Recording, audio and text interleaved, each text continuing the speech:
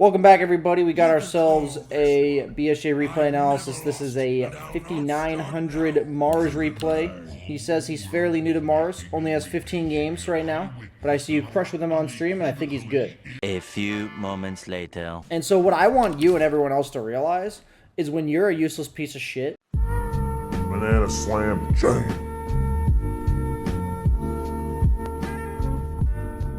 mechanically, I know I have a lot to improve on, but that will come with practice. My main thoughts are what to do as position 3 if you're unhappy with the lane dynamic, and position 4 isn't doing much to change it. Felt like I had to buy a lot of regen, which delayed my items. When to leave lane versus to rotate versus stay to pressure dead lane tower. I tunnel visioned on bot lane this game between 8 to 15 minutes, which didn't accomplish anything, and I feel like I do this in a lot of my games. When my team rotates to help, it works great, but when they don't, I feel like I'm being useless.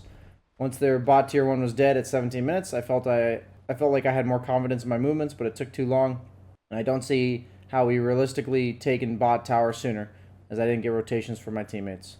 Can you ever play Mars without Soul Ring, Yule's ally ACM? I feel like I had major mana issues. Ended up buying Soul Ring at 34 minutes. Well, that's a never.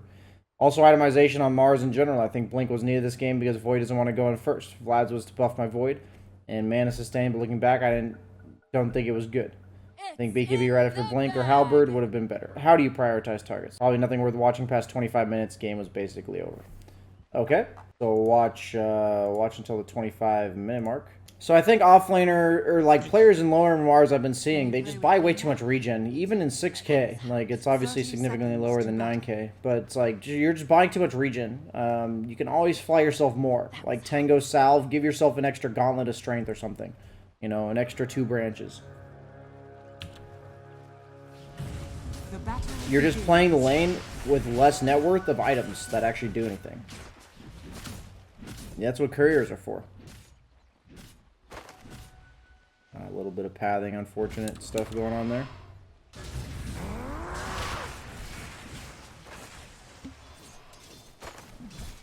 So, like, maybe you took that entire engagement with 2 extra all stats, you know?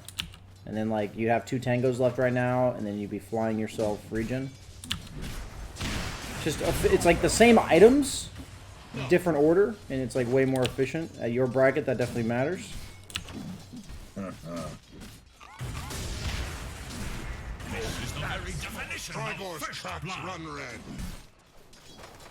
so a lot of battling back and forth.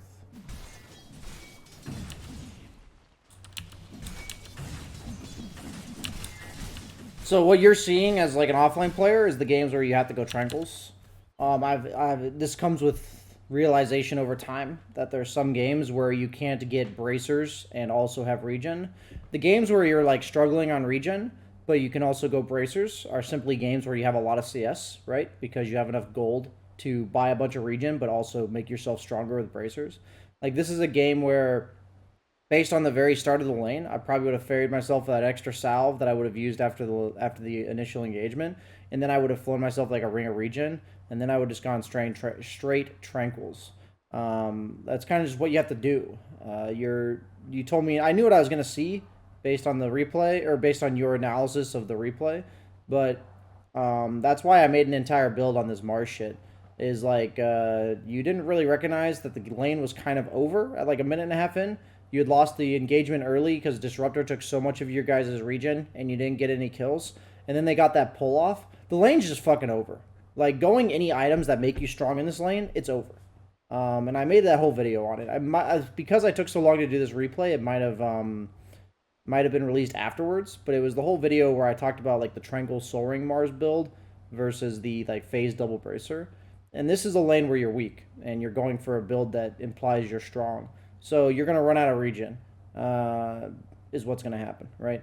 So as an offlaner, there's 2 kind of ways to be in the lane. There's the I'm strong, dominate, fight back, fuck with the carry as much as possible mentality. Or there's the I need to sustain and not be a useless piece of shit at like 8 minutes into the game. And because with levels, I'll do something. You know, with level 6, I may be able to kill the Sven, or at least maybe kill the Disruptor. The point is that you either are weathering the storm or you're the one creating it. And in this case, you're trying to create the storm while you're weathering it, which just doesn't make a very successful lane. You're getting baited by your Tusk. You're just not CSing. You're worried way too much about killing the opponent. Notice how, like, in my jug replay, it's the same thing as an offlaner. You can't be fucking with the opponent's support so much that the opponent carries just free farming while you're getting no creeps.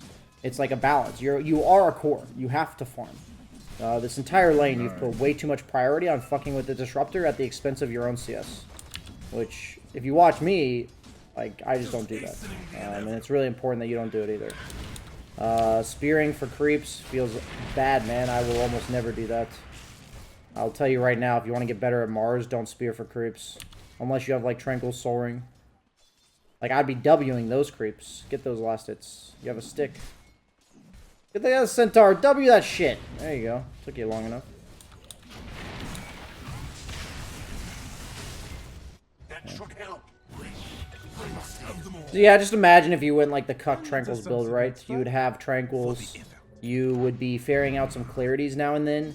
But instead you keep buying yourself salves, which are just dying net worth. The Tranquils, the Boots Windlace is like a reasonable items for your hero, right? So Tranquils are just effectively a ring of regen.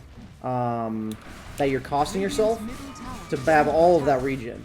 And so it's making you play more passively if you buy Tranquils. But if you're forced to play passively anyway, that's the way to do it in this current patch as an offlaner. Obviously, the new patch will be coming out mid-December that they announced, but the whole idea is that every patch there's going to be some way to play like a wimp and play like a raid boss. And this game, you got to play like a wimp. And if you try to build to be weak when you're strong, you give the opponent too much. When you build too strong when you're weak, you get nothing. That's kind of how this dynamic as an offlaner core goes. And it's really important that in your bracket, especially the lower, like the 6K-ish bracket, that you really start to understand where you're at as a player in each given matchup. It's a very important recognition to have, and I'd say a lot of 7K players don't even have it. So you're now basically at the point where you're glued to your lane because you don't have the regen necessary to lane as well as go other places. So I've experienced this exact learning process myself as of recently, honestly. And this is, you're actually just neutering yourself with itemization. It really is just itemization. But I had a coaching session with a guy where I told him in 2K to just pick Mars a bunch and act like he's strong. And this is the result that will happen if you act like you're strong and you're not. Because in his bracket, it's like, you can just assume you're strong and play strong. But in your bracket, the opponents are good enough where they'll shut you down properly. And so you just have this desire to lane, but you really can't, because Fen just walks over and hits creeps. And then you can't use your spells to push the wave, because if you use your spells, you don't have enough mana to use spells and go elsewhere. And so what I want you and everyone else to realize is when you're a useless piece of shit at like 8-9 minutes into the game, nobody's rotating for you. If I'm a carry, I'm never rotating for you. Like, it's not happening. If I look at my own safe lane as an offlaner and I see my safe laner is level 4 and the offlaner is level 6, I'm not rotating. It's the whole same thing that I talked about in that video on YouTube where I said don't play around your weak cores. It was like talking to supports. But like, as a core, nobody's going to rotate to you if you're just a useless piece of shit. So it's like what people in your bracket need to learn, which is really bad, you guys never do it, is that if you're weak and you desire to be strong, that you need to go to the people that are strong. Now, if you lose all 3 lanes, you know, you're kind of just boned. But like in this game, I would make an example where maybe I could rotate to my mid Lina and get a kill. Maybe I could rotate to my Faceless Void when he has Chrono and get a kill. But nobody's coming to you. And I need you to realize that when you're a useless piece of shit in lane, you lost by 3 levels, nobody's coming, dude. Nobody's coming. Like, that's just how it is. Nobody's coming. And if you had built better items, such that maybe you were down by like a level instead of 2.5, then people could rotate to you because you could be useful. You're not a useless piece of shit anymore. And this is something that I've realized as an offlaner that maybe 1 out of 10 of my own games, I just grief my own lane. I grief myself by building the wrong items. And it's really important that you learn from these mistakes. It's not so much that I'm flaming you for making them, because I've made them myself. But it's that when I see these mistakes, I need you to realize that it's almost all your itemization. But when I say it's almost all your itemization, it's because your vision of the lane and your vision of the hero, Mars, is just wrong. And that's the cool part, is that it's like an all-encompassing idea of like what your capabilities are in lane, how the lane is going, I wouldn't say going into a Disruptor Sven lane that you should expect to lose. I'm not saying that. I actually think you guys, maybe if things went your way, you could have won this lane. But the fact is, you went for that level 1 engagement, you lost all your regen, didn't get a kill, Sven expended virtually no resources. And so at that point, you're already at the disadvantageous situation. And at that point, I would say, okay, I'm behind. I need to climb back to even somewhat in order to contest this lane. And instead of trying to climb back to even, you try to go strong with your bracers and shit. It's like the bracers are only like a snowball-y, like I'm a slightly ahead, I'm slightly even with the guy kind of build. So it's just like your entire vision of the lane is messed up the second you do that rune engagement and you lose and you don't recognize that you're behind. And so you need to play some catch up. And so going for like some more cucky regen items is like the way to go.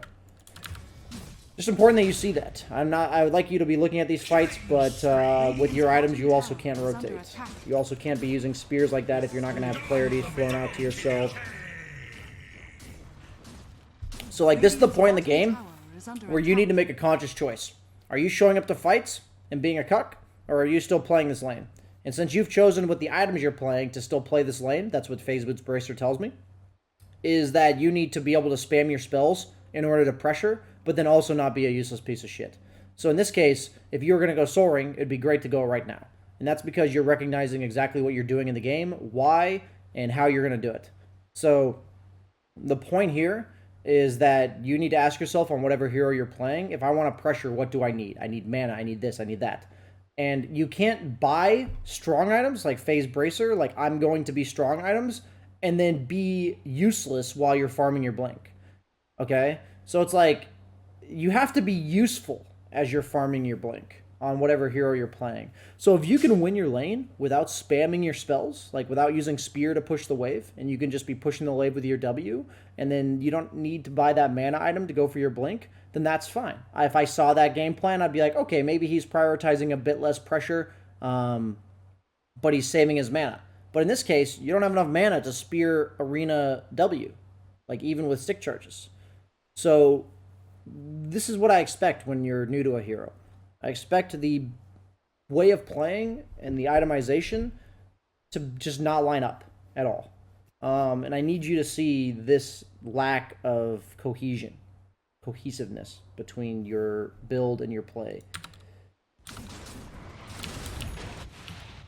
So it's like, your choice here is, did I need to spear these creep waves to do my job?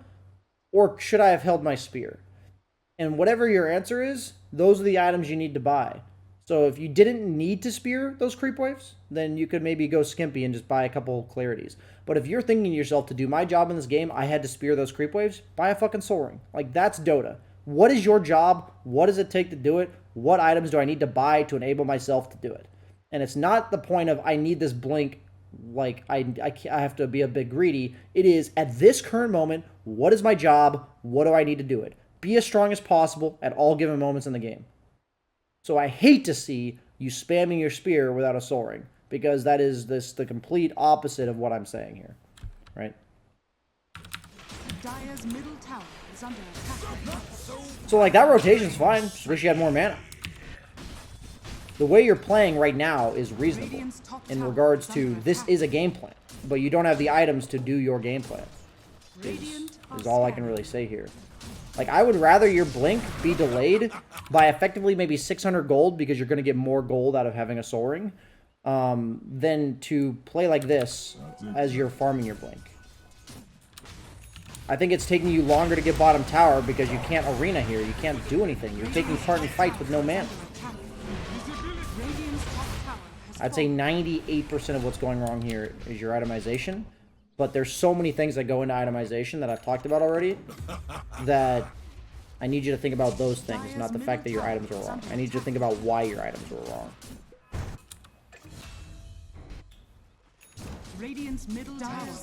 So in this type of game, if you TP bottom, you're telling me, no matter what happens, if you TP there, you're getting this tower. I need you to realize that. If you TP to this lane, and you walk down the lane to hit the tower, you're telling me the second you TP in, no matter what the fuck happens, you're getting this tower. You have no other choices. This is your tower. You're not fighting top. You're not wrapping on mid. You are getting this tower. If that's what you think, that's fine. I don't agree with that. I think you should walk bottom and have the option to go somewhere else.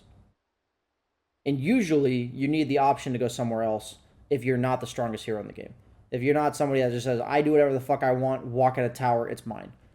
If that's not you, then it's really important that you have other options. Because, like, what if Sven walks here and 3 heroes TP'd here, right, from the opponent team? Wouldn't you love to just be able to, like, TP top, push it out, or TP mid and pressure the tower? Wouldn't you really love to do those things? But you can't. Radiant's bottom tower is under attack. Top tower is under attack. Always try to W before your spear, but, you know, it's life. Dire's top tower. Radiant's middle tower is under attack. I don't do it always either. Dire's top tower has fallen.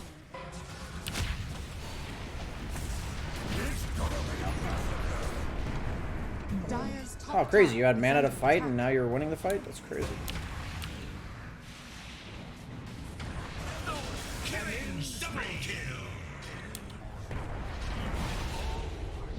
Radiant's bottom.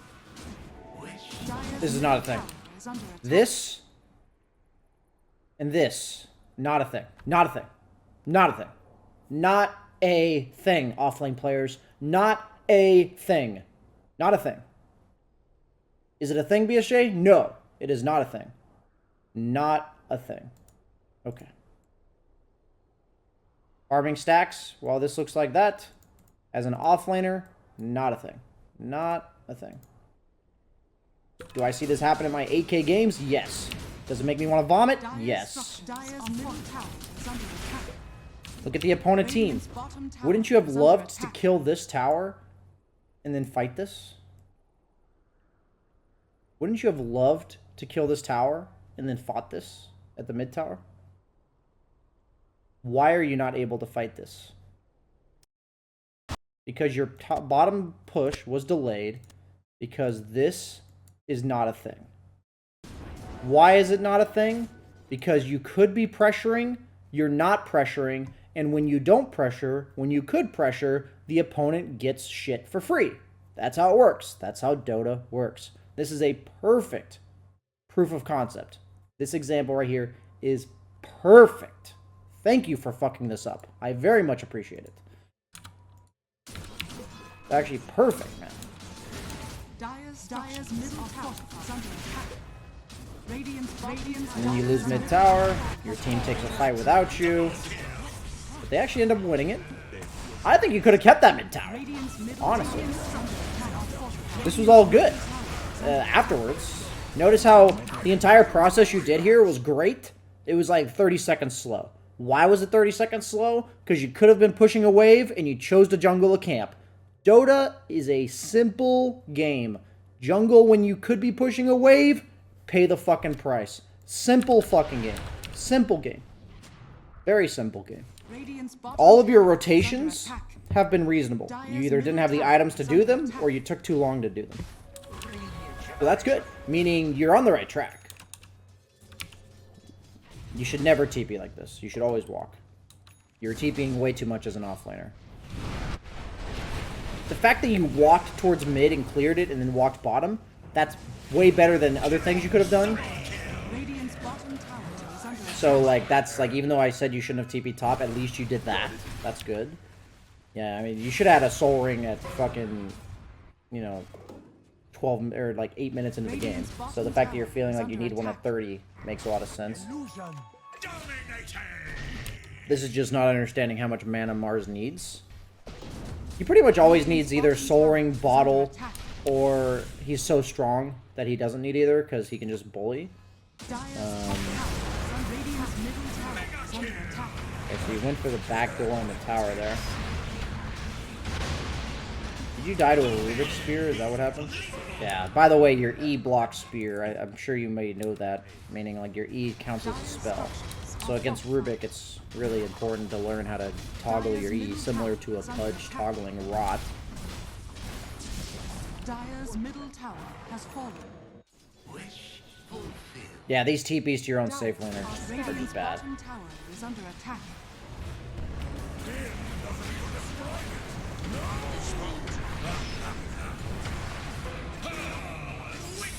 Yeah, the game's definitely over at this point when they get Aegis and win this fight.